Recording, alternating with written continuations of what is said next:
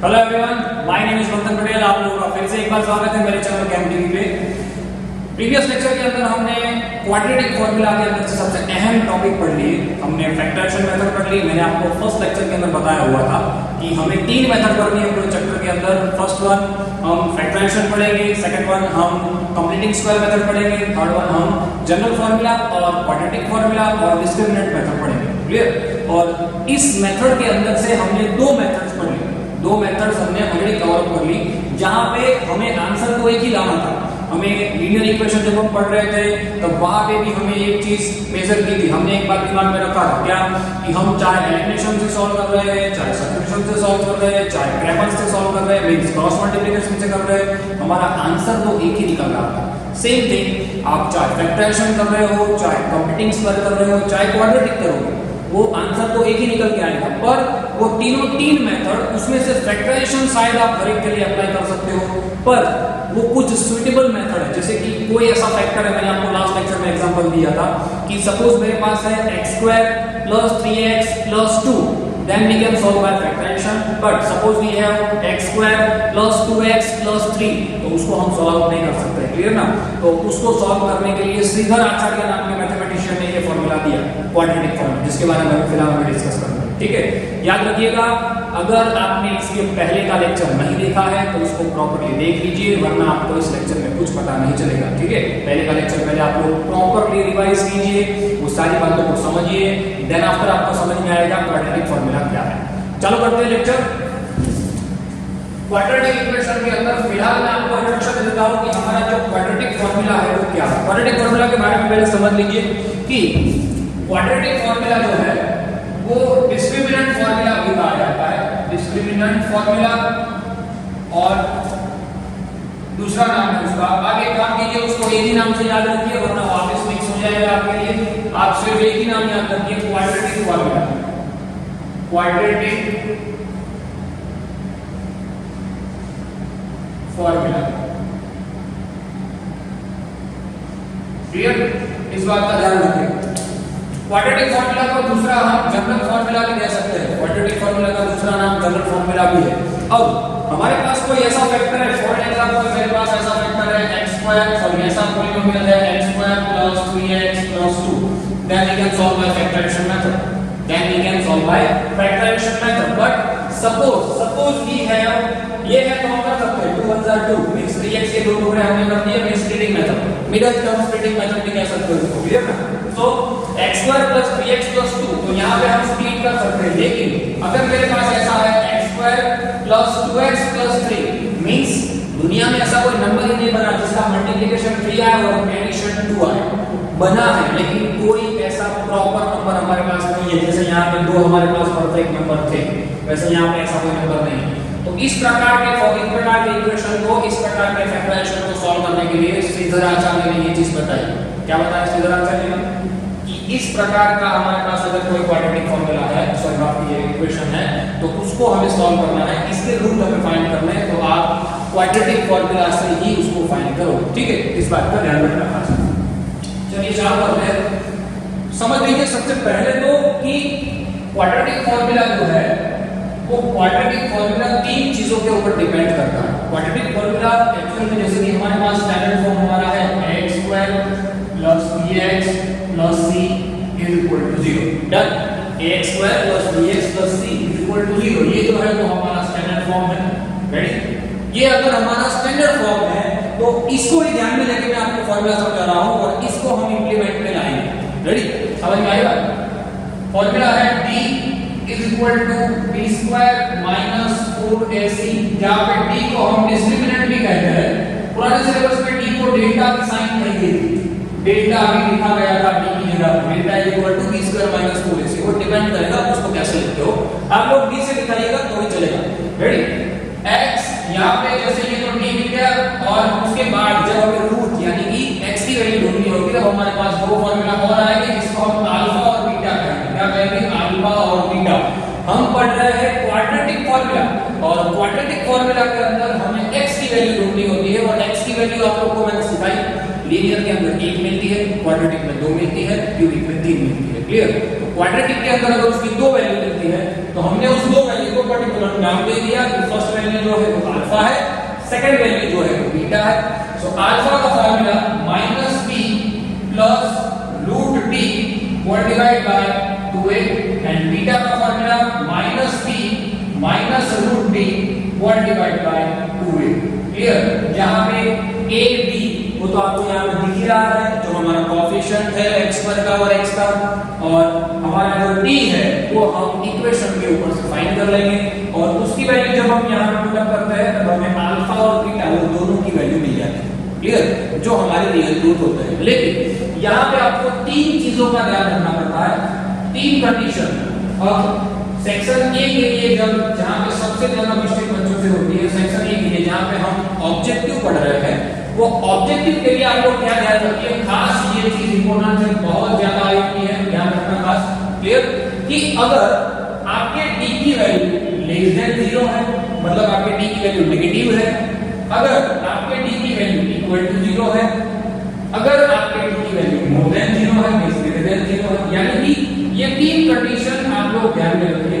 अगर ये तीन कंडीशन हो तो आपके जो x की वैल्यू है वो कैसी हो सकती है, x की वैल्यू कैसे निकल के आएगी, कैसे आप लोग x की वैल्यू फाइंड कर सकते हो।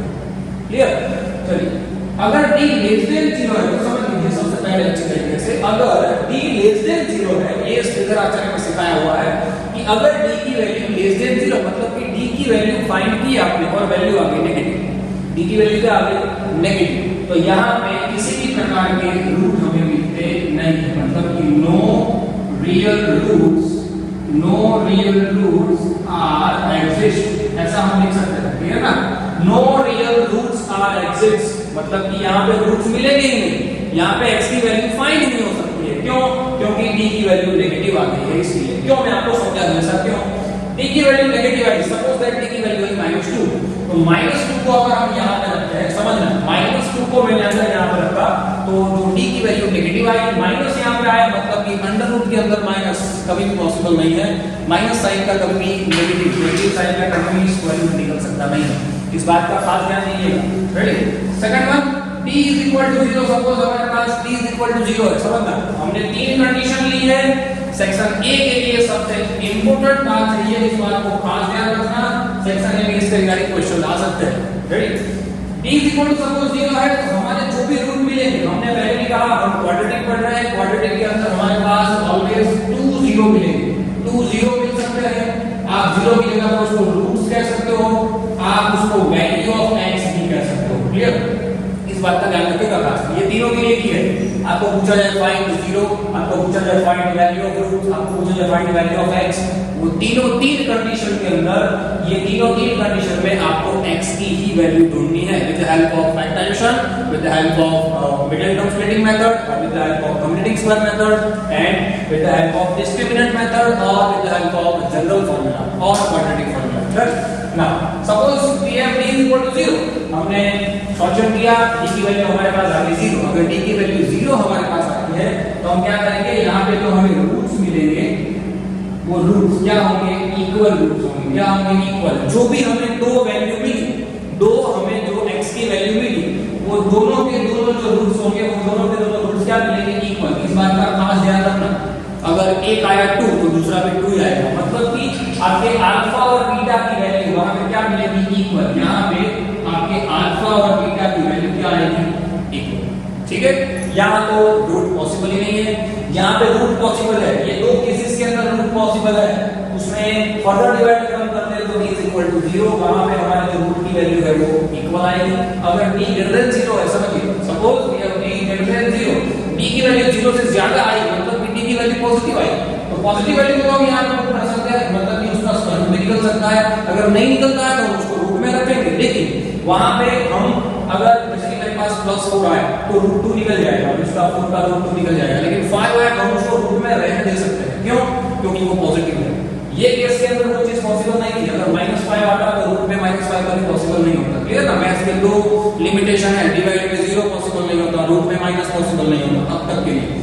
सो अगर हमारे पास d ग्रेटर देन 0 आता है, समझिएगा क्या, d सपोज ग्रेटर देन 0 मेरे पास आंसर लेके आता हूं मैं, तो हमारे पास 2 रियल रूट जो मिलते हैं वो रूट क्या होते हैं? डिस्टिंक्ट। क्या होते हैं? डिस्टिंक्ट, मतलब कि दो रूट मिलेंगे लेकिन अलग अलग रूट मिलेंगे। जैसे यहाँ पे अल्फा इक्वल टू बीटा आया, वैसे यहाँ पे alpha not equal to beta आएगा।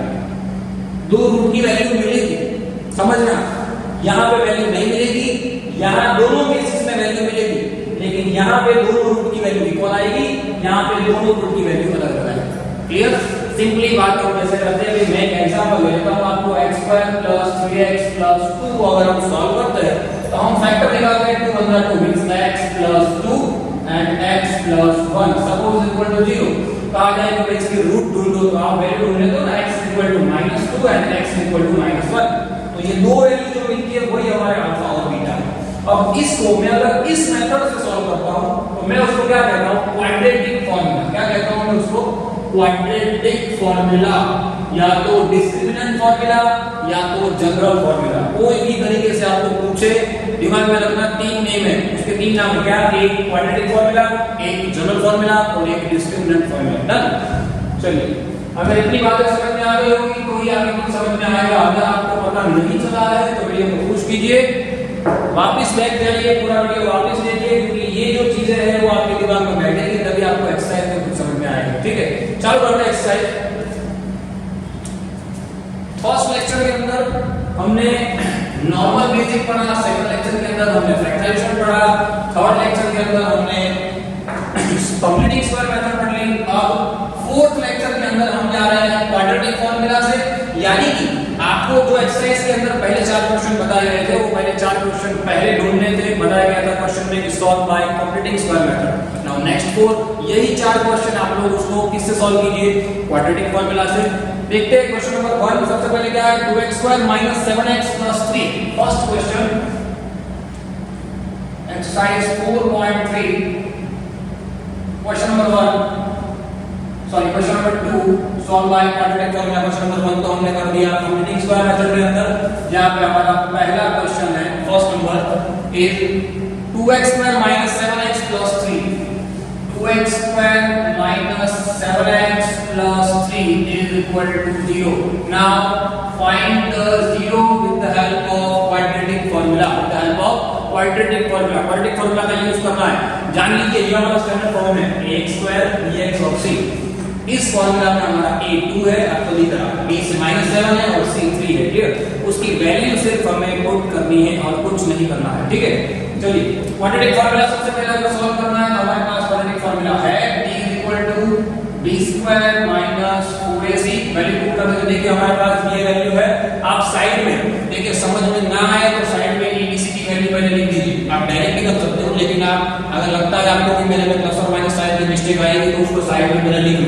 a = 2, b = -7 and c = 3। Then after you can solve. So b² - 4ac, समझिए, जहां पे आपको सिर्फ वैल्यू पुट करनी है। b हमारे पास -7 है, -7² - 4 a, c की वैल्यू मेरे पास है 3, -7 49, 4 2 8, 8 3 24 is equal to 25। चलिए मेरे पास d की वैल्यू मुझे मिल गई। रेडी? d की वैल्यू मेरे पास आ गई। समझिए तीन चीजें, पहले समझा रहा हूं, बाकी समय नहीं समझाऊंगा। हमारे पास d की वैल्यू 25 आई, मतलब कि ये तीन केसेस के अंदर से यहां पे ये केस लागू हो रहा है। क्लियर ना? ये केस हम इंप्लीमेंट करा सकते हैं जहां पे d इज ग्रेटर देन 0 है, d की वैल्यू ग्रेटर देन 0 आई, मतलब कि d की वैल्यू पॉजिटिव आई। अगर d की वैल्यू पॉजिटिव है तो हम रूट ढूंढ सकते हैं। समझना, यहाँ अगर वैल्यू माइनस आती तो मैं सम को यही रोक देता और नीचे से एक स्टेटमेंट लिख देता, here d is less than 0 so we cannot find the root। Ready? हम यहाँ पे रूट फाइंड नहीं कर सकते क्योंकि वो रूट एग्जिस्ट ही नहीं करते। यहाँ पे तो रूट एग्जिस्ट करेंगे। तो यहाँ आपको एक सेंटेंस लिखना है, हियर। हर वक्त आप लोग लिखेंगे, मैं सिर्फ इस बार लिख रहा हूँ, here d is greater than 0, d is greater than 0 so real roots are exist, real roots are exist। Clear? Real root exist करेंगे। डन? हुआ। सॉल्व करते हैं उसको। हमारा जो अल्फा और बीटा है उसके अंदर सिर्फ हमें वैल्यू पुट करनी है। हमारे पास अल्फा की वैल्यू क्या है? -b + √b डिवाइड बाय 2 है, उसके अंदर हम वैल्यू पुट कर देते हैं। चलिए -b, b की वैल्यू क्या है? b की वैल्यू -7 है। यहां बच्चे बहुत मिस्टेक करते हैं। b की वैल्यू -7 है। माइनस तो हमारे फॉर्मूला में मैंने आपको हर वक्त सिखाया है प्लस और माइनस की साइन अगर उसकी मिस्टेक से बचना है तो दो ही तरीके हैं, एक सम को शांति से गिनो, दूसरा जितना हो सकता है ब्रैकेट बनाओ। आप जितना ब्रैकेट बनाओगे उतनी वैल्यू अलग रहेगी और आप जो मिस्टेक है वो धीरे धीरे डिग्रेड कम होती जाएगी, ठीक है। चलिए माइनस b की वैल्यू क्या है हमारे पास -7 ना फॉर्मूला के अंदर प्लस रूट d, b की वैल्यू हमारे पास है 25 1 डिवाइड बाय 2a, a की वैल्यू क्या है 2। रेडी, चलिए जितना हो सकता है देखिए मैंने हर जगह पर ब्रैकेट बनाया, हमारी जो b की वैल्यू थी वहां पे ब्रैकेट आ गया, ये तो खुद रूट के अंदर है और a की वैल्यू है वहां पे ब्रैकेट बनाया हुआ है। Ready, so minus minus plus 7 plus minus 20 minus root plus root 25 value 5, आप जानते हो 25 plus 5 total 4 7 plus 5 12 by 4 answer निकल के आ गया हमारे पास 3। याद कीजिए मैंने आपको जब यही चीज हम जब कंप्यूटिंग स्क्वायर से सॉल्व कर रहे थे तब भी एक x की वैल्यू 3 आ रही थी, तब भी एक x की वैल्यू क्या निकल के आ रही थी 3 आ रही थी। मैंने कहा आंसर तीनों तीन मेथड में एक ही निकलेगा। मैं अगर इसको फैक्टराइजेशन करता तो मुझे यही आता, देखिए 2 3 जा 6 जिसका मल्टीप्लाई 6 और एडिशन 7 6 5 6, क्लियर, दो फैक्टर निकलते, हम उसको फैक्टराइज करते तो एक वैल्यू उसकी 3 ही आती। डन, चलिए नाउ हमारे पास दूसरा फॉर्मूला है तो हमें सिर्फ एक वैल्यू मिली। अब दूसरी वैल्यू दूसरा जीरो ढूंढ लेते हैं, b -b plus root d 1 divide by 2a minus b, चलिए वैल्यू पुट कर देते हैं -b -7 in bracket -7 plus value beta की है इसलिए minus root 25 1 divide by 2a, direct value put कर रहा हूं मैं 2 टू द 4। नाउ सेम कोई चीज नहीं रहेगा आंसर के अंदर, सिर्फ बीच में जो माइनस की साइन है उसकी वजह से हमारा जो आखिरी आंसर है वो थोड़ा बदल जाएगा बस। So minus minus plus 7 minus root 25 का square root 5 divide by 2 to the 4, 7 में से 2 निकलेगा, सॉरी 4 5 निकलेगा, आंसर निकलेगा 2 divide by 4 divide by 2 means 1 by 2। यानी हमारी जो अल्फा की वैल्यू है वो 3 निकल के आ गई और बीटा की वैल्यू है वो 1 बाय 2 निकल के आ गई। क्वाड्रेटिक इक्वेशन के अंदर हम x की दो वैल्यू फाइंड करते हैं। मैं आपको ये हर वक्त बार-बार बोल रहा हूं, दिमाग में रखना इस बात को, जो भी दो वैल्यू हमें मिलती है वो according to quadratic formula value रहती है हमारे अल्फा की और बीटा की। रेडी, हमारे अल्फा की और बीटा की वैल्यू रहती है जो दो वैल्यू हम निकाल के लाते हैं। डन, पहले सम के अंदर फिर से एक बार समझ लीजिए, थोड़ा स्पीड से जाएगा आप सेकंड सम से। फर्स्ट हमें जो भी क्वेश्चन दिया जाता है उसका आइडेंटिफाई करो हमारा a b और c क्या है, आपको वैल्यू जो पुट करनी है वो डिस्क्रिमिनेंट फार्मूला में वो यही रहेगी, b b² - 4ac, उसके अंदर वैल्यू पुट करोगे, देन आफ्टर हमारे पास अल्फा बीटा का फार्मूला रहेगा और उसी के अंदर से हमें x और y की, सॉरी माफ कीजिए, x की जो दो वैल्यू है वो मिलेगी। डन, चलिए नेक्स्ट क्वेश्चन सेकंड नंबर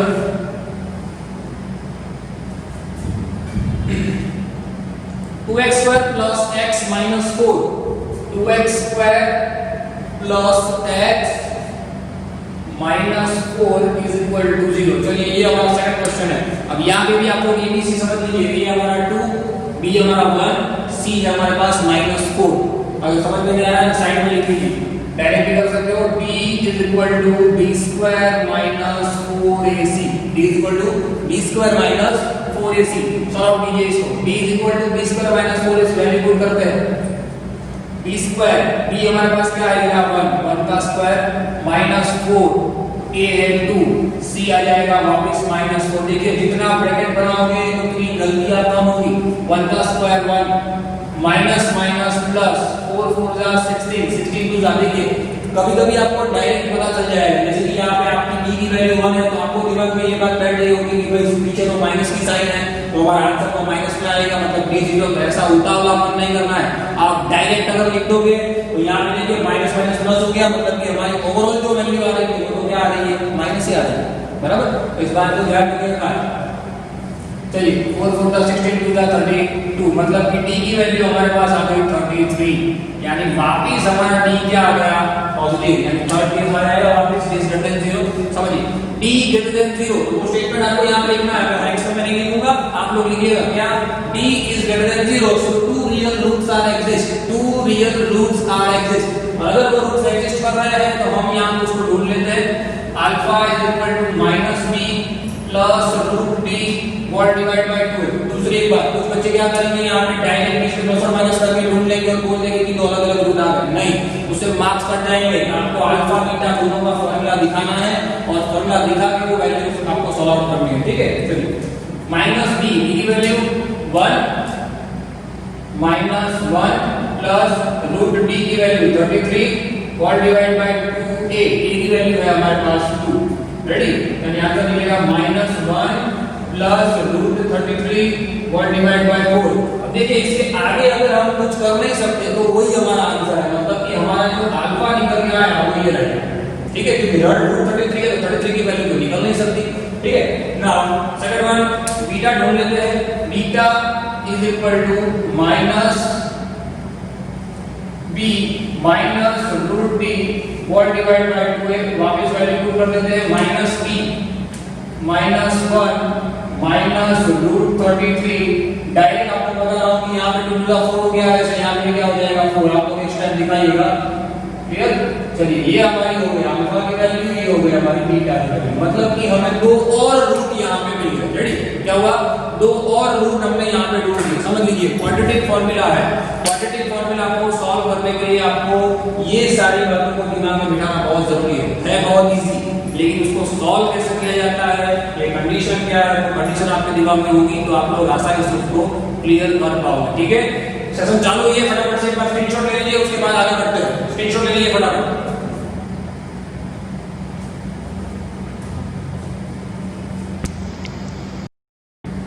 चलिए आगे बढ़ते हैं। आखिरी सेशन के अंदर आपने देखिएगा कि दो क्वेश्चन उसके अंदर हमें देखिए दोनों के अंदर जो वैल्यू मिली थी वो डिस्क्रिमिनेंट की वैल्यू मोर देन 0 मिलती है। क्लियर ना, d ग्रेटर देन 0 मिलेगी और अगर d ग्रेटर देन 0 होता है तो हमें वहां पे रियल रूट एग्जिस्ट करते हैं ऐसा मालूम होता है। लेकिन सपोज d ग्रेटर देन 0 मिलता है तो यहां पे रूट्स एग्जिस्ट नहीं करेंगे। ऐसे सम सबसे ज्यादा परेशान करेंगे आपको सेक्शन ए के अंदर। क्लियर, इस बात का ध्यान रखना खास। आगे बढ़ते हैं question number 3। 4x² + 4√3x + 3 4x² + 4√3x + 3 is equal to 0।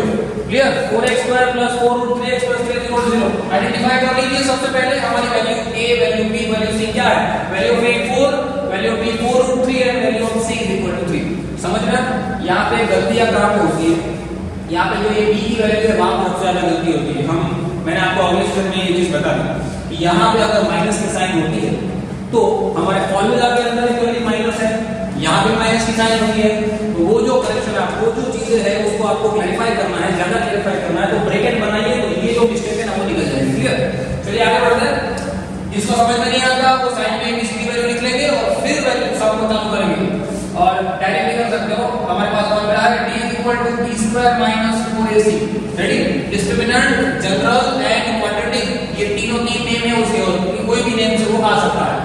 Value put करते हैं, d की value 4√3 whole square minus 4, a की वैल्यू 4, c की वैल्यू 3। डन, चलिए 4√3 4 4 जा 16 √3 का स्क्वायर 3। समझना क्या, 4 4 जा 16 √3 का स्क्वायर 16, बस मान लीजिए √3 का स्क्वायर 3, मतलब कि 16 3 जा 48 माइनस 4 4 जा 16 3 जा 48। d की वैल्यू आ गई 0। क्या आ गई d की वैल्यू, समझिए d की वैल्यू क्या आ गई 0। If d is equal to 0 then real root exists but two equal roots are exist। देखिए यहाँ पे जो वैल्यू आएगी वो दोनों इक्वल आएगी। देखिए कैसे समझ रहा हूँ, हमारे पास फॉर्मूला है d is equal to, मान लीजिए alpha is equal to -b plus √d all divided by 2a। Ready, सिर्फ उसके अंदर हमें वैल्यू पुट करनी है। कैसे कर देते हैं, चलिए -b की वैल्यू -4√3 प्लस d की वैल्यू तो 0 डिवाइड बाय 2, a की वैल्यू 4। डन, चलिए 0 को तो लिखना कोई जरूरी है नहीं तो मैं उसको यहीं पे हटा देता हूं। एक स्टेप के लिए देखा लेता हूं, 4√3 प्लस 0 की वैल्यू लिखने की जरूरत ही नहीं है, और डिवाइड बाय 2 इन ब्रैकेट 4। देखिए हर वक्त मैंने आपको कहा करेक्शन ना आए आपके पेपर के अंदर, जरा सा भी करेक्शन या काटकुट हुई तो वो आपके इक्वेशन की आपकी जो इंप्रेशन है उसको बिगाड़ देगा। देखिए यहाँ पे ब्रैकेट बनाइए, जितना हो सके ब्रैकेट बनाइए जहां पे जरूरत है, और सारी वैल्यू को पुट कीजिए। बच गया सबसे यहाँ पे प्लस √0 की वैल्यू लिखेंगे ही नहीं, पर वो दिखाना पड़ता है कि आपकी d की वैल्यू आपने यहाँ पे पुट की है। ठीक है, चलिए नाउ 4 4 कट -√3 3/2, यानी अल्फा मिल गया -√3/2 फर्स्ट वैल्यू। सेकंड हमारे पास बीटा का यही फॉर्मूला है, पहले सम के लिए मैं आपको दिखा रहा हूं। उसके बाद जब भी कभी हम d 0 लाएंगे, जब भी कभी हमारी वैल्यू d के इक्वल 0 आएगी, तब हम अल्फा और बीटा को एक साथ गिनेंगे। क्यों? क्योंकि उस वक्त हम यहाँ पे नीचे माइनस की साइन लगा सकेंगे, क्योंकि d तो वैल्यू अपने आप 0 होने वाली है, मतलब वो तो कुछ ही नहीं करनी है। ठीक है, चलिए पहले सम की तरफ से दिखा रहा हूं। Beta is equal to -b -√d और divide by 2a -4√3 as it is, कोई चेंज नहीं आएगा। -4√3 सामने तो ये वैल्यू अपने आप 0 ही है। 2a की वैल्यू 4, वापस -4√3 और डिवाइड बाय 4 into 2 कट जाएगा -√3/2। सेम वैल्यू जैसे अल्फा की थी वैसे ही बीटा भी आएगी। देखिए आप इसको चाहे फैक्टराइजेशन से सॉल्व करो, चाहे आप कॉम्प्लीमेंट से सॉल्व करो, चाहे आप मिडिल टर्म स्प्लिटिंग से सॉल्व करो, चाहे क्वाड्रेटिक से करो, जनरल फार्मूला अप्लाई करो, डिस्क्रिमिनेंट करो, आंसर तो एक ही निकलेगा। एज पर लीनियर के अंदर हमने ये चीज सीखी थी, एलिमिनेशन करो, सब्ट्रैक्शन करो, क्रॉस मल्टीप्लाई करो, आंसर एक ही निकल के आएगा। लेकिन इसमें और इसमें फर्क क्या है? वो लीनियर था, दो वेरिएबल था, यहाँ पे क्वाड्रेटिक है और एक ही वेरिएबल है। क्लियर ना? ध्यान रखना। चलिए देन आफ्टर 4 क्वेश्चन नंबर 4 क्या हो जाता है? 2x square plus x plus 4, 2x square plus x plus 4 is equal to 0। यहाँ पे आइडेंटिफाई कर लीजिए हमारी जो a की वैल्यू है, b की वैल्यू है और c की वैल्यू है। वो क्वेश्चन नंबर 2 जैसा था वैसा ही है। क्वेश्चन नंबर 2 के अंदर सिर्फ यहाँ पे साइन चेंज था, यहाँ पे साइन में प्लस है, वहाँ पे माइनस था। Ready? b is equal to b square minus 4ac, b square 1 का square 1, b1 a2 c4, 4 a की वैल्यू 2, c की वैल्यू अगेन 4। डन। नाउ 1 का स्क्वायर 1 minus 4 4 जा 16 2 जा 32, आंसर निकल के आया -31। क्या निकल के आया? -31। सेकंड बात ये first, if d is less than 0, if d is, समझिए क्या, if d is less than 0, then if d is less than 0 then no real roots are exist। मतलब कि सम को यहीं पे रोक दो, ये जो हमारा सम है उसको यहीं पे रोक दो, यहीं पे हमें कुछ आगे बढ़ना ही नहीं है, डायरेक्ट लिख देना है। क्या?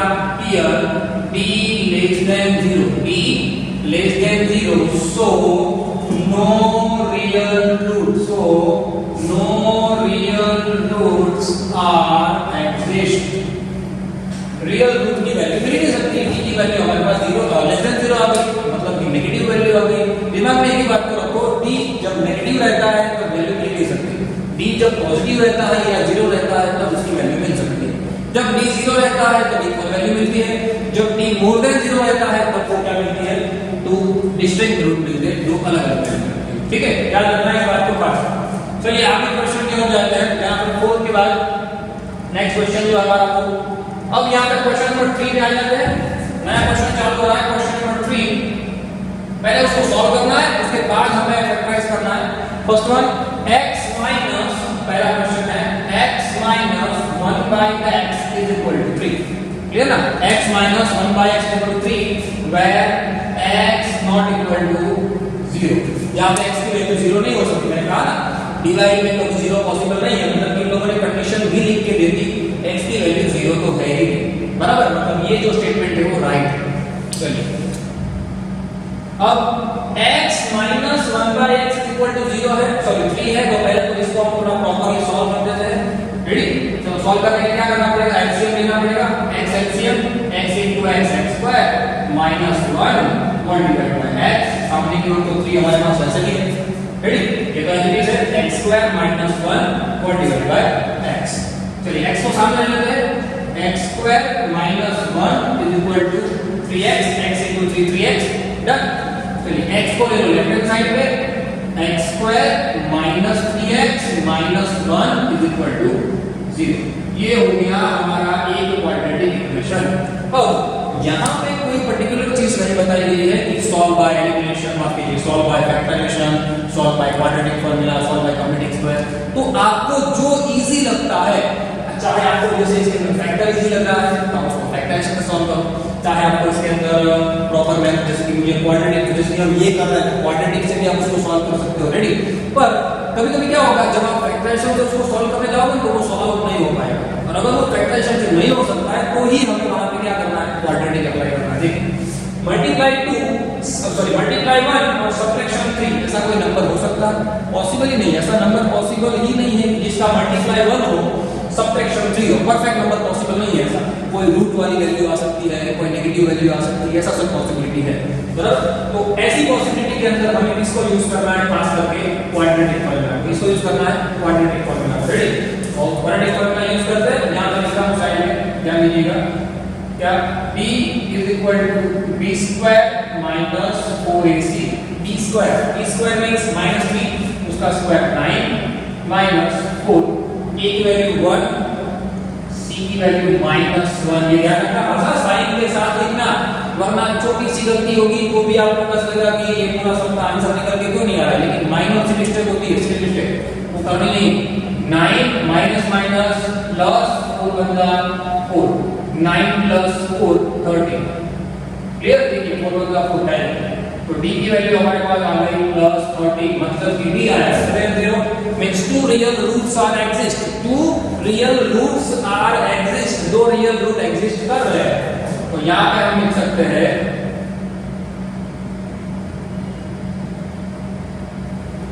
two real roots are exist means value of alpha and value of beta हम यहां पे ढूंढ सकते हैं। क्या alpha is equal to minus B plus root B whole divide by 2a। Minus B plus root B whole divide by 2a। Then minus B की value क्या है हमारे पास? माइनस बी की वैल्यू क्या है हमारे फॉर्मूला में? ये -3 ब्रैकेट बनाइए, मिस्टेक नहीं होगी, बार-बार बोल रहा हूं। रूट 13 रेडी, डी की value whole divide by 2, a की वैल्यू हमारे पास है 1। ठीक है, क्लियर? चलिए minus minus plus 3 plus root 13 1 divide by 2 होता है 2। यानी देखिए अब आगे कुछ सॉल्यूशन हो सकता है। 3/2 प्लस रूट 3/2 दो अलग अलग तो वही पॉसिबल है, बाकी तो कुछ पॉसिबल नहीं है। मतलब कि आप इसको यहीं पे भी रोक सकते हो, ये भी यही आपका आंसर है, ये जो आपकी आंसर की वैल्यू है वो ही ये मिल जाएगी। ठीक है, सेम थिंग हम ढूंढ सकते हैं बीटा को। हमारे पास बीटा भी है, beta is equal to -b minus root b whole divide by 2a। minus b minus root b whole divided by 2a। now minus b की वैल्यू क्या होगी हमारे पास? what is such is minus of -3 minus root 13 ready ना 1 divided by 2 बन जा 2। तो आखिरी answer यहां पे भी वही निकल के आ जाएगा माइनस माइनस प्लस 3। लेकिन बीच में साइन चेंज हो जाएगी, जैसे अल्फा में बीच में साइन +3 वैसे बीटा में बीच में साइन हो जाएगी -3 रेडी 2 बन जा 2। तो ये जो वैल्यू है वो जाएगी हमारी बीटा। ठीक है, यानी पहले हमें क्या करना है? पहले जो हमें क्वेश्चन दिया है उस क्वेश्चन को हमने ये कुछ प्रकार के सम है, ये जो क्वेश्चन नंबर 3 के अंदर दो सम दिए हुए हैं वो प्रकार के हैं जिसके अंदर हमें पहले नॉर्मल फॉर्म लाना पड़ेगा, यानी कि हमारा स्टैंडर्ड फॉर्म है, उस स्टैंडर्ड फॉर्म में सम को लेके आना पड़ेगा और उसके बाद हम इसको सॉल्व कर सकेंगे। ठीक है, फटाफट से स्क्रीनशॉट ले लीजिए, इसके बाद आगे बढ़ते हैं। जल्दी स्क्रीनशॉट।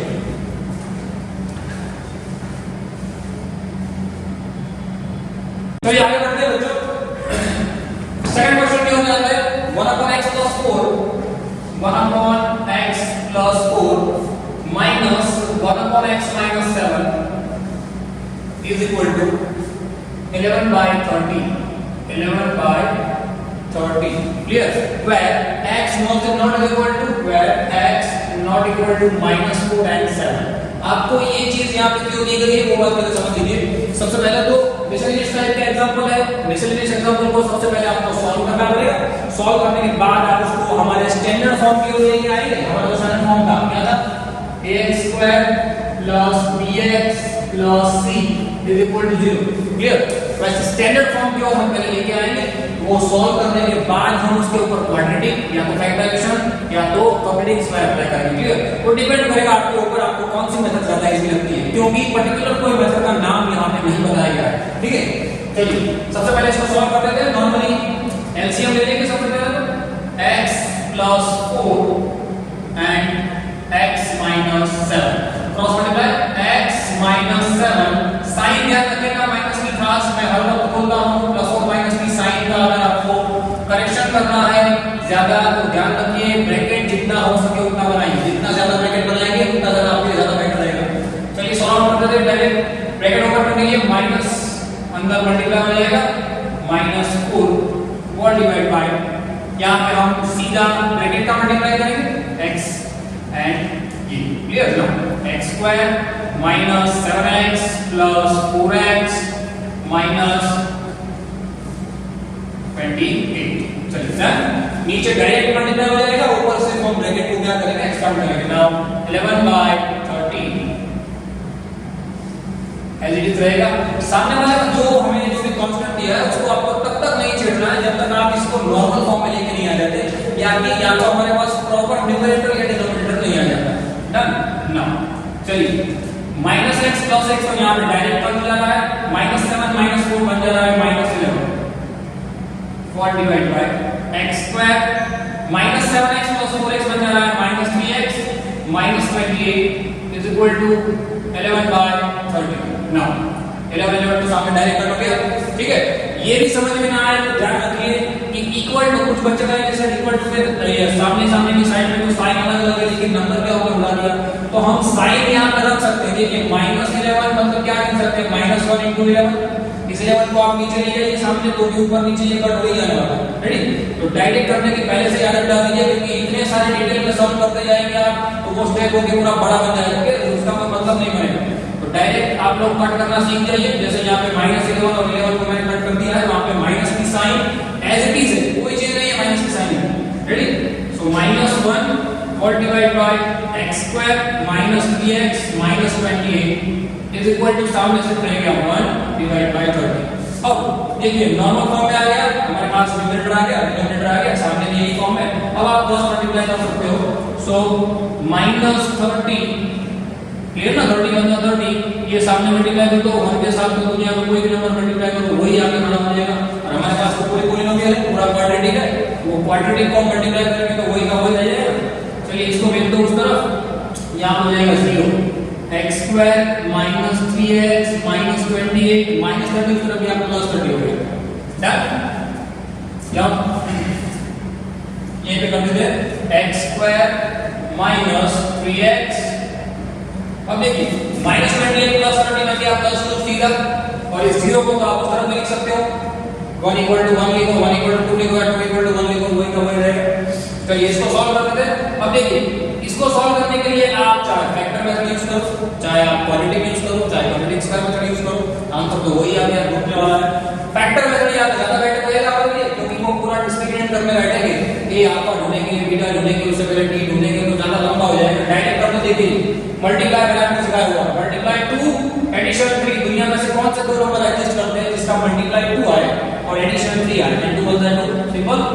और बड़ा नंबर तो मैंने आपको सिखाया है, आप उसको नॉर्मली फैक्टराइज कर दो और 2 की ऐसी पैर बनाओ जिससे मल्टीप्लाई आखिरी नंबर आए, और यहाँ पे जो साइन है, जैसे यहाँ पे प्लस की साइन है और एडिशन आना चाहिए आगे का नंबर, यहाँ पे अगर माइनस की साइन है तो माइनस आना चाहिए आगे का नंबर, ठीक है। चलिए फैक्टर हो गया। अब यहाँ पे जैसे कि x² के आगे कुछ नहीं है, कोई भी कोएफिशिएंट नहीं है, मतलब कि 1 के अलावा, यहाँ 1 तो है, 1 के अलावा अगर कोई होता तो उसको मैं डायरेक्ट करता। अगर 1 के अलावा कोई नहीं है तो आप उसको डायरेक्ट फैक्टर लिख सकते हो, कैसे x -2 x -1, क्योंकि हमने ये जो स्प्लिट किया है -3x को, ये दो टुकड़ों में किया है, -2 और -1, क्लियर ना। -3 को हमने दो पार्ट में डिवाइड किया, -2x -1x, one type of middle term splitting method, याद कीजिए लेक्चर नंबर 2 में ये चीज सीखी हमने।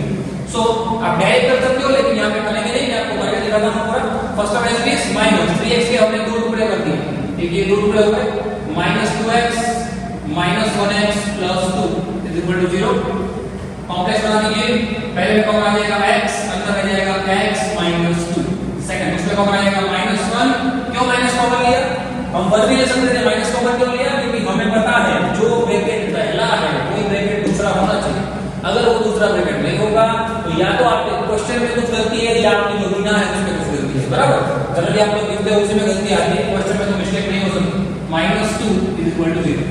चलिए दोनों ब्रैकेट सेम आ गए, मतलब कि राइट टर्म हमारा सब जो जा रहा है वो पर्टिकुलर केस से जा रहा है, राइट जा रहा है, कहीं पे कुछ रॉन्ग नहीं है। चलिए पूरे ब्रैकेट पूरी टर्म में से क्या कॉमन आ जाएगा, x -2, क्या कॉमन आ जाएगा, x -2 अंदर रह जाएगा, x इक्वल टू 0। अब लोग जानते हो दो ब्रैकेट के इक्वल हमारे पास 0 होता है, तो हम एक के इक्वल दूसरा, एक के इक्वल 0 और दूसरे के इक्वल 0 लिख देते हैं। लिख देता हूं, डायरेक्ट वैल्यू लिख रहा हूं, आप लोग आप समझ जाइएगा। जैसे पहले के इक्वल में 0 लिखता हूं तो x इज इक्वल टू 2 आ जाएगा, क्योंकि माइनस की तरफ जाएगा बन जाएगा प्लस 2, ये 1 तरफ जाएगा बन जाएगा प्लस 1। देखिए फैक्टर में कितना इजीली हो गया। अगर यही चीज आप यहां पे आप डिस्क्रिमिनेट करते तो वो आप डी ढूंढते, देन आप अल्फा के अंदर वैल्यू रखते, देन बीटा के अंदर वैल्यू रखते, तो ये चीज कितनी लंबी हो जाती। तो वो डिपेंड करता है आपके ऊपर और आपके मेथड्स ऑफ माइंड के ऊपर कि आप लोग कोई पर्टिकुलर क्वाड्रेटिक इक्वेशन को चाहे क्वाड्रेटिक से सॉल्व कर रहे हो या चाहे फैक्टर से सॉल्व कर रहे हो। क्लियर? तो आपके ऊपर डिपेंड करेगा। वो चीज आपके अंदर तभी आएगी जब इसकी प्रॉपर प्रैक्टिस होगी, जब इसकी 2 टाइम 3 टाइम प्रैक्टिस होगी बिना देखे, जैसा आया और कॉपी करके लिख दिया उसका कोई मतलब नहीं बनेगा। क्वेश्चन नंबर 4 की ओर जाते हैं। अब यहां से जो है क्वेश्चन नंबर 4 की ओर जाते हैं, यहां से हमारे मिसलेनियस सम चालू हो रहे हैं, यहां से हम वर्ड प्रॉब्लम चालू करेंगे। वर्ड प्रॉब्लम के अंदर आपको मैंने एक बात पहले भी सिखाई हुई थी कि हमारा जो लीनियर का टॉपिक था, वो लीनियर का टॉपिक और क्वाड्रेटिक का टॉपिक, वो दोनों टॉपिक अलग अलग है। लीनियर के अंदर हमें दो स्टेटमेंट दिए हुए थे, वो दोनों स्टेटमेंट हमें दो इक्वेशन देते थे। क्वाड्रेटिक में ऐसा नहीं होगा। क्वाड्रेटिक के अंदर हमें पहला या दूसरा स्टेटमेंट जो है वो एक स्टेटमेंट हमें एज्यूम करवाएगा और एक स्टेटमेंट हमें आंसर निकाल के देगा, यानी कि इक्वेशन बना के देगा। ठीक है, इस बात का ध्यान रखना। चालू करते हैं क्वेश्चन नंबर 4। फर्स्ट क्वेश्चन जो है उसको पहले शांति से पढ़ लीजिए। क्या दिया गया है? The sum of the reciprocal of Rahman's age is 3 years ago and 5 years from now। देखिए स्टेटमेंट के अंदर पहले तो आप लोग क्वेश्चन के अंदर जो स्टेटमेंट है उसको आइडेंटिफाई करना सीख लीजिए कि जो रहमान है उसकी एज के बारे में बात हो रही है। करंट एज पता नहीं है, लेकिन उसके 3 साल पहले की एज और 5 साल बाद की एज का रिलेशन बताया हुआ है इसमें, बराबर। पहले भी आपको बताया था लेक्चर नंबर 3 के अंदर भी, यहाँ पे हम जो एज्यूम करेंगे वहां पे x और y ऐसे दो चीजें एज्यूम नहीं करेंगे। यहाँ पे हम कोई एक ही वेरिएबल एज्यूम कर सकते हैं। क्लियर? क्योंकि क्वाड्रेटिक है और हमें क्वाड्रेटिक इन वन वेरिएबल पढ़ना है, तो हम यहाँ पे कोई भी एक ही वेरिएबल एज्यूम करेंगे। ठीक है, ध्यान रखना खास। तो यहाँ पे सिर्फ रहमान की एज हमें एज्यूम करनी पड़ेगी। सपोज एज ऑफ रहमान क्या बताया गया है? x years। Ready? Suppose age of Rahman क्या बताया गया? Suppose age of Rahman x years। ये बात भी ध्यान रखना, पीछे जो प्रॉपर आइडेंटिटी है वो आपको दिखानी पड़ेगी। अगर रूबिस दिया हुआ है तो रूबिस दिखाना पड़ेगा। रेडी? अगर ईयर है तो जैसे ईयर दिखाना पड़ेगा, जो भी आइडेंटिटी है उसको प्रॉपर दिखाना पड़ेगा। ठीक है, चलिए अब क्वेश्चन के अंदर ऐसा बताया गया है कि उसकी एज का रेसिप्रोकल, उसकी एज उसका रेसिप्रोकल कर दिया। चलिए, और उस रेसिप्रोकल का टोटल क्या? उस रेसिप्रोकल का टोटल 3 साल पहले का मतलब कि x - 3, 5 साल बाद का मतलब x + 5। समझिए क्या? रेसिप्रोकल करना है 3 निकालना है, रेसिप्रोकल करना है 5 ऐड करना है। ठीक है, क्योंकि बताया गया है 3 years ago and 5 years from now। Question में ऐसा बताया गया है और वो टोटल कितना आ रहा है? is equal to 1/3। कितना आ रहा है? 1/3। तो इस बात को ध्यान रखिएगा खास। चलिए अब इसको नॉर्मली सॉल्व आउट करना है, सिर्फ सॉल्व कर देते हैं। जैसे ये सब था वैसे ही इस सब को हमें सिर्फ सॉल्व करना है और कुछ नहीं करना है। चलो x से मिल लेते हैं x - 3 x + 5 क्रॉस मल्टीप्लाई कर देते हैं x + 5 + x - 3 done is equal to 1/3। Okay, इसको सिर्फ सॉल्व आउट करना है। ब्रैकेट ओपन कर दीजिए x + 5 + x - 3 what divided by x² + 5x क्या? x² + 5x - 3x - 3x - 15। ready? minus plus minus 3 by 15 is equal to 1/3। now x plus x क्या हो जाएगा? 2x। 5 minus 3 क्या हो जाएगा? 2 plus 2 divided by x² plus 5x। Sorry direct कर देते हैं 5x minus 3x बन जाएगा सीधा 2x minus 15 is equal to 1/3। देखिए हमारे पास लेफ्ट हैंड साइड में भी प्रॉपर न्यूमरेटर डिनोमिनेटर आ गए, क्योंकि आगे कुछ हो नहीं सकता है। राइट हैंड साइड में भी आ गया, मतलब अब क्या करेंगे? क्रॉस मल्टीप्लाई अलग सिखाया है वैसे मल्टीप्लाई कर दीजिए, डायरेक्ट करना है 3 to the 6x plus 3 to the 6 ready is equal to सामने 1 के साथ कोई भी नंबर मल्टीप्लाई करके वही का वही हो जाएगा x² plus 2x minus 15। Done, दोनों को उस तरफ दे दीजिए। चलिए x स्क्वायर, क्योंकि यहाँ पे 0 रहता है उसको तो आप दूसरी साइड देखो तो मुझे चलता है x square plus 2x, 6x तरफ जाएगा हो जाएगा माइनस, 6x जाएगा उस तरफ क्या हो जाएगा माइनस, तो 2x माइनस 6x क्या बन जाएगा माइनस, देखिए 2x minus 6x minus 4x minus 15, ये 6 तरफ जाएगा minus, minus 16 sorry minus 15 minus 6 क्या हो जाएगा माइनस 21 इज इक्वल टू 0। ठीक है, हमारे पास ये क्वाड्रेटिक फॉर्मूला बन के आ गया जो कि हमारा स्टैंडर्ड फॉर्म है ax square plus bx plus c।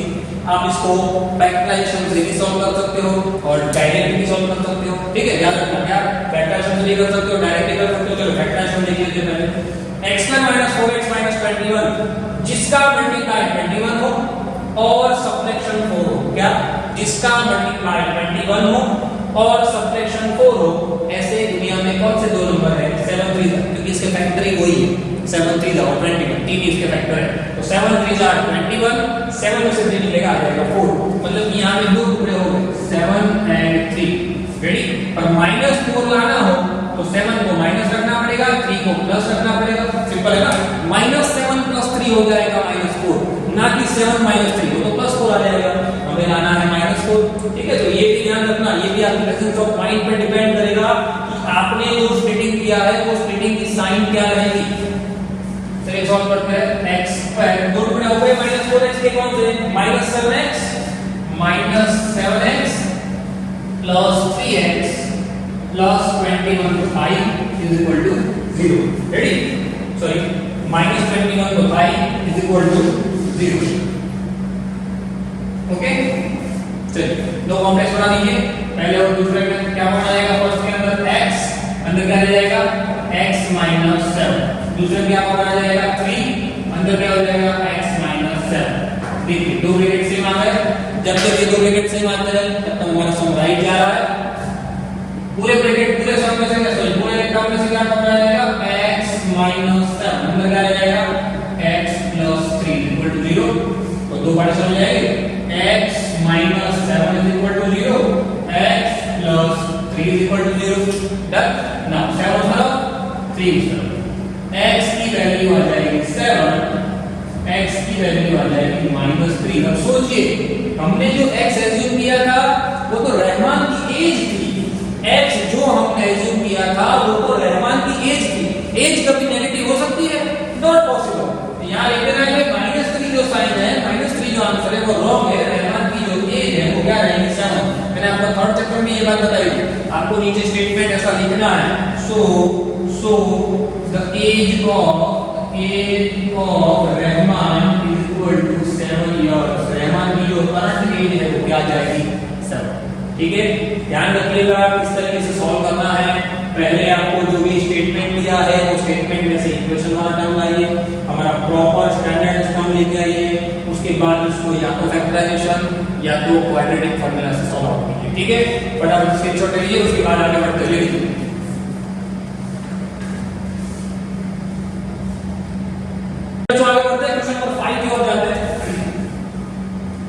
पहले तो क्वेश्चन को पढ़ लीजिए अच्छी तरीके से। बताया गया है क्वेश्चन के अंदर दो स्टेटमेंट में डिवाइड है। Class test the sum of the सेफलिस mark in mathematics and English study. देखिए दो सब्जेक्ट के मार्क बताए गए हैं, मतलब कि हमारे पास दो ऑब्जेक्ट हो जाएंगे। सेफलिस के दो सब्जेक्ट के इंडिविजुअल मार्क्स हमें बताए गए। Ready, had she got 2 marks more in mathematics and 3 marks less in English. English के अंदर 3 मार्क्स कमाए हैं, मैथमेटिक्स में 2 मार्क्स ज्यादा आए हैं। यानी कि हमारा जो क्वेश्चन है वो दो अलग-अलग स्टेटमेंट में डिवाइड हो गया। पहले स्टेटमेंट में बताया गया है कि शेफाली के दोनों सब्जेक्ट के मार्क्स का टोटल इतना है। सेकंड स्टेटमेंट में बताया गया है कि उस दोनों सब्जेक्ट में कुछ ज्यादा या कुछ कमी आ रही है, तो उसकी जो प्रोडक्ट है मार्क्स की वो बन जा रही है 210। क्लियर, तो आपको दूसरे स्टेटमेंट के ऊपर से इक्वेशन बनाना रहेगा और फर्स्ट स्टेटमेंट के ऊपर से एज्यूम करना रहेगा। ठीक है, चलिए एज्यूम कर लेते हैं। सबसे पहले तो दोनों के जो मार्क्स है वही हमें एज्यूम करना है।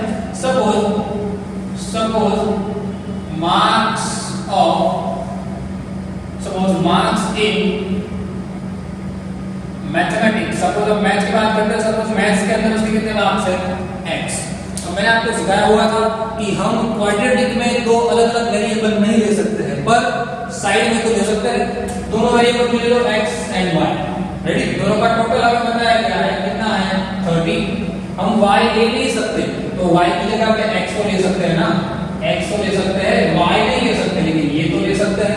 यानी कि अगर उसके मैथमेटिक्स के मार्क्स x है तो इंग्लिश के marks, so marks in English कितने हो जाएंगे in the form of x 30 minus x। बस यही चीज है, मैंने आपको बताया था। लीनियर के अंदर हमें फर्स्ट इक्वेशन था, सॉरी फर्स्ट जो स्टेटमेंट था वो फर्स्ट इक्वेशन बना के देता था। यहाँ पे ऐसा नहीं होगा, यहाँ पे फर्स्ट स्टेटमेंट आपको एज्यूम करवाएगा। हमारा फर्स्ट स्टेटमेंट था कि यहाँ पे जो भी ऑब्जेक्ट हमें बताया गया है शेफाली ने मैथ्स और इंग्लिश में included marks, total marks gain किए हैं कितने 30। रेडी? अगर हम लीनियर के लिए हम गिन रहे होंगे तो हम क्या लिखते हैं? तो Shefali got in mathematics x mark and in English y marks. Clear? But हम यहाँ पे y लिख सकते थे, यहाँ पे y नहीं लिखेंगे। क्यों? क्योंकि ये क्वाड्रेटिक इन वन वेरिएबल है, हम वन वेरिएबल के लिए गिन रहे हैं सब कुछ, तो हमें यहाँ पे एक ही वेरिएबल रखना पड़ेगा, तो दूसरा वेरिएबल नया हम इसमें ऐड नहीं कर सकते। ठीक है? तो पहला स्टेटमेंट तो हमने यहाँ पे चेंज कर दिया, सॉरी सॉल्व कर दिया। नाउ सेकंड स्टेटमेंट की ओर जाते हैं, देख लीजिए एक बार। सेकंड स्टेटमेंट हमारा बताया गया है had she got 2 marks more in mathematics, mathematics के अंदर 2 मार्क्स ज्यादा गेन कर लिए। कितने मार्क्स है मैथ्स में? वैल्यू x 2 मार्क्स ज्यादा ला दिए, मतलब +2। Second statement more in mathematics and 3 marks less in English, English के अंदर कितने मार्क्स लेके आए हैं? जो थे उसमें से भी 3 कम। रेडी ना? ये मार्क्स उसके इंग्लिश के थे, उसमें से 3 मार्क्स कम लेके आए। डन? और यहाँ पे जो थे उसमें से 2 ज्यादा लेके आए। अब आगे बढ़िए। The product of their marks, दोनों की प्रोडक्ट कितनी आ गई है? 210। बन गया इक्वेशन। बहुत इजी होता है, बहुत सिंपल होता है। आप लोग स्टेटमेंट के वाइज जाइए, जो भी आपको एज्यूम करना है एज्यूम कीजिए, धीरे धीरे स्टेटमेंट के अकॉर्डिंग आप लोग वैल्यू को पुट अप करते जाइए और अपने आप आंसर निकल के बाहर आ जाएगा। ठीक है? चलिए सॉल्व कर लेते हैं इसको। सबसे पहले x + 2 मल्टीप्लाई 30 - 3 यानी 27 minus x as it is equal to 210। अब यहाँ से सम आपको दो तरीके से करना हो तो कर सकते हो। जैसे यहाँ पे x पॉजिटिव है, यहाँ पे x नेगेटिव है, तो माइनस कॉमन लेके सामने जाने तो भी हो जाएगा। ना करना हो तो डायरेक्ट मल्टीप्लाई भी कर सकते हो, मैंने आपको वो भी सिखाया हुआ है, डायरेक्ट मल्टीप्लिकेशन भी। ठीक है? वही करते हैं। 27x minus x into x x² plus 27 2 * 54। देखिए क्लियर? सिर्फ मल्टीप्लाई करना है। Minus 2x is equal to 210। Done? चलिए x² वाला टर्म हमारा कभी नेगेटिव नहीं होना चाहिए, क्योंकि वही तो टर्म है जहां से हम सब कुछ सॉल्व कर रहे हैं। तो उसको पॉजिटिव करने के लिए इन सबको उस तरफ फेंक देना पड़ेगा। इन सबको क्या करना पड़ेगा? उस तरफ जाना पड़ेगा। फेंक देते हैं। x को उस तरफ गया, यहां पे 0 हो गया। x को उस तरफ गया, बन गया plus x² minus 2x plus 27x हो लीजिए, बन जाएगा 25x प्लस 25x। यहां पे प्लस 210 था, ये उस तरफ आया, माइनस 54 हो गया। यानी ये भी हमारा एक ऐसा इक्वेशन हमारे पास बन गया है, इसको सब्स्टिट्यूट कर दीजिएगा। तो जो हमारा नॉर्मल फॉर्म है, यानी कि हमारा स्टैंडर्ड फॉर्म है, स्टैंडर्ड फॉर्म हमारा क्या था? Standard form ax² plus bx plus c is equal to 0। This is our standard form. So standard form क्या हम लेके आ गए उसको। अब उसको आप चाहे फैक्टराइजेशन से सॉल्व करो, चाहे आप क्वाड्रेटिक से सॉल्व करो, चाहे क्वाड्रेटिक से सॉल्व करो, किससे भी सॉल्व कर सकते हो। क्लियर? ये आपको होमवर्क में दे रहा हूं, आप लोग इसको फैक्टराइजेशन से सॉल्व करने की ट्राई करना और साथ ही साथ उसको क्वाड्रेटिक इक्वेशन के फॉर्म में भी सॉल्व करने की ट्राई करना। ठीक है? याद रखना, मिस्टेक ना हो। बराबर? चलिए क्वेश्चन 5 के बाद क्वेश्चन 60 हो जाते हैं। बहुत इजी क्वेश्चन है अगर आप खुद समझोगे तो, वरना बहुत मिस्टेक्स आएंगी। चलिए क्वेश्चन नंबर 60 हो जाते हैं। In a diagonal of rectangular field is 60 meter more than the shorter side। समझिए, फर्स्ट क्वेश्चन आपको दिया गया, स्टेटमेंट फर्स्ट दिया गया है। डायगोनल ऑफ रेक्टेंगुलर फील्ड, एक रेक्टेंगुलर फील्ड की जो डायगोनल है, जो डायगोनल क्या है? 60 metre more than shorter side. छोटी सी जो साइड है उससे 60 मीटर ज्यादा बड़ी है। Now if the longer side is 30 meter more than the shorter side, longer side बड़ी साइड जो है वो छोटी साइड से 30 मीटर ज्यादा बड़ी है। ये दूसरा स्टेटमेंट है। तो ऐसा एक सम पहले भी आ गया था, जहां पे हमने पहले स्टेटमेंट को इक्वेशन बनाने के लिए यूज किया था और दूसरे स्टेटमेंट को एज्यूम करने के लिए यूज किया था। क्यों? क्योंकि यहाँ पे जो प्रोडक्ट वाला स्टेटमेंट है, जो मल्टीप्लाई वाला स्टेटमेंट है, जो पावर 2 लेके आएगा वैसा स्टेटमेंट है, वो पहला है। और दूसरा जो स्टेटमेंट है वो हमें एज्यूम करवाने में बहुत काम आएगा। कैसे? आपको बताया गया है कि the longer side is 30 metre more than the shorter side. Clear? आपको समझ में नहीं आता अगर तो आप डायरेक्ट एक बार सीधे सीधे जैसे रेक्टेंगल को आप ऐसे बना दीजिए, रेक्टेंगल आपने बना दिया तो ये आपकी शॉर्टर साइड हो गई, रेडी? और ये आपकी लॉन्गर साइड हो गई, ये शॉर्टर साइड है, ये लॉन्गर साइड है। अब सेकंड स्टेटमेंट यहां पर अगर आप इंप्लीमेंट करना चाहते हो तो इंप्लीमेंट कीजिए। जैसे कि बताया गया है second statement, longer side is 30 metre more than shorter side.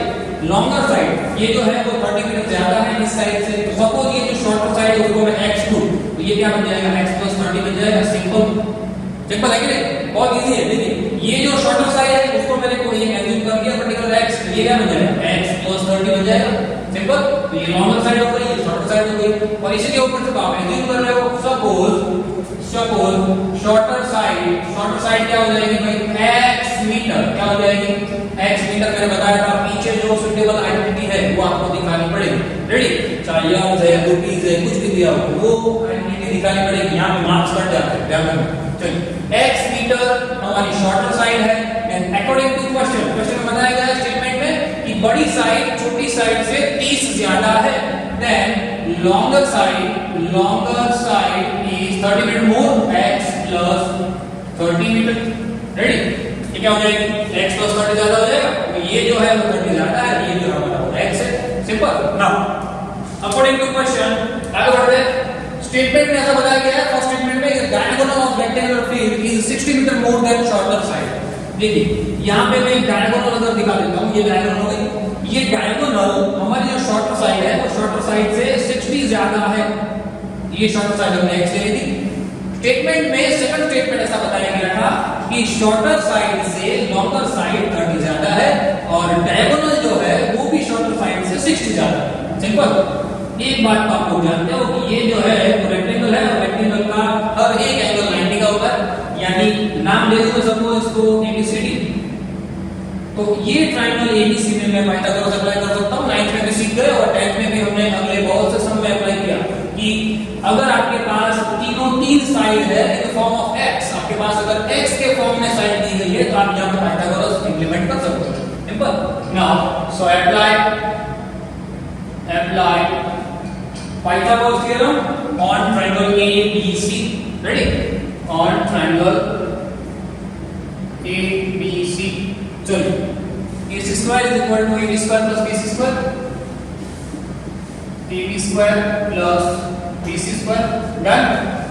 चलिए बताया गया है कि हर एक साइड जो हमारे पास है वो हर एक साइड किसके फॉर्म में है? x के फॉर्म में है। लिख देते हैं। देखिए कौन से फॉर्म में है? x plus 60 whole square is equal to AB square x square plus BC square x plus 30 whole square। Simple. यानी कि आप नॉर्मल स्टेटमेंट से हमारे जो थ्योरेटिकल स्टेटमेंट के ऊपर हमारे क्वेश्चन को लेके आ गए। अब हमें उसको लेके जाना है कौन से फॉर्म में? स्टैंडर्ड फॉर्म में। जब आप स्टैंडर्ड फॉर्म में लेके जाएंगे तब वो नॉर्मल इक्वेशन बन जाएगा जो क्वाड्रेटिक फॉर्म में होगा। Then after you can solve by quadratic formula और by factorization. So perfect square triangle, first of all x plus 60 whole square. First term square 2 into first term into second term 126x plus 3600 is equal to same as it is perfect square triangle a plus b whole square x square plus 60x plus 900। देखो सिर्फ हमने expand किया और कुछ नहीं किया है, बराबर? इतना तो आप खुद भी करते हो। 9 के अंदर भी सीखा है। देखिए एक x स्क्वायर के सामने कट हो गया, अभी सिखा दिया था मैंने। यानी एक जो x स्क्वायर वाला हमारे पास टर्म है वो पॉजिटिव रहना चाहिए, तो बाकी सबको भेज दो दूसरी साइड। यहां पर हो गया 0 x स्क्वायर, यहां पे देखिए x स्क्वायर सॉरी 60x था 120 इस तरफ क्या हो जाएगा माइनस, क्या बन जाएगा माइनस 60x देन 900 माइनस 3600। समझिएगा 900 हमने ये दोनों टर्म को उस तरफ भेजा है, ना कि इसको यहां लेके आए, बराबर? तो 900 ये उस तरफ जाएगा, बन जाएगा 2700 और साइन रहेगी माइनस की क्योंकि उस तरफ गया है। इज इक्वल टू 0 यहां पहले से लिख दिया है। उस तरफ 0 लिखो या यहां लिखो उससे कोई फर्क नहीं पड़ेगा, हटाओ इसको। चलो बन गया हमारा क्वाड्रेटिक फॉर्मूला। रेडी? जो हमारा स्टैंडर्ड फॉर्म था आ गया ax + bx + c के फॉर्म में। मींस x स्क्वायर पता है, 60 पता है, 2700 पता है, a b c तीनों पता है। क्वाड्रेटिक से सॉल्व करो डायरेक्टली हो जाएगा। अब ऐसे सम को मैंने आपको बताया हुआ था कि इस टाइप के सम को आप फैक्टराइजेशन से जब भी करो तब दिमाग में एक बात रखो, पीछे 2 जीरो है, यहां एक ही जीरो है। तो पीछे के जीरो देखो ही मत, सिर्फ 27 और 6 को देखो तो अपने आप आंसर लेके आ जाएगा। ठीक है, 27 है जिसका मल्टीप्लाई 27 और सब्ट्रैक्शन 6 लाना, 9 3 जा 27 आ जाएगा ना सीधा, यानी 9 3 जा 27 को एक जीरो दोनों साइड लगा दो, 90 और 30 का मल्टीप्लाई 2700 और 90 और 30 का सब्ट्रैक्शन आ जाएगा 60, यानी सीधा फैक्टर हो गया। आप लोग को फैक्टर करने की जरूरत नहीं पड़ी, आपको ना क्वाड्रेटिक फॉर्मूला की ओर जाने की जरूरत पड़ी, डायरेक्ट फैक्टर हो गया। और ये सभी बातें आपके अंदर तभी आएगी जब इसकी प्रॉपर प्रैक्टिस होगी, ऐसे ही दिमाग में कुछ नहीं बैठेगा।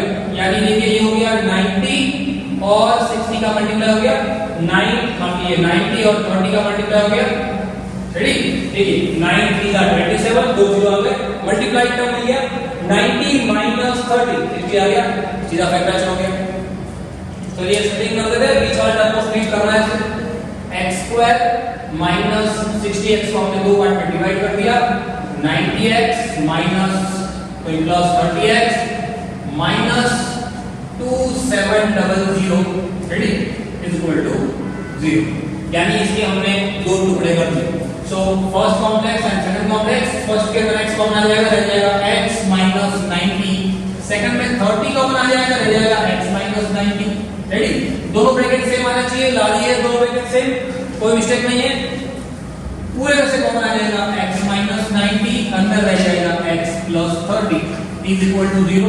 अब जानते हो आप लोग कि भाई अगर हमारे पास दो ब्रैकेट के इक्वल 0 है तो हम क्या करते हैं, x plus 30 is equal to 0, second partition x minus 90 is equal to 0, फिर तो उस तरफ 30 को x is equal to minus 30 and x is equal to plus 90।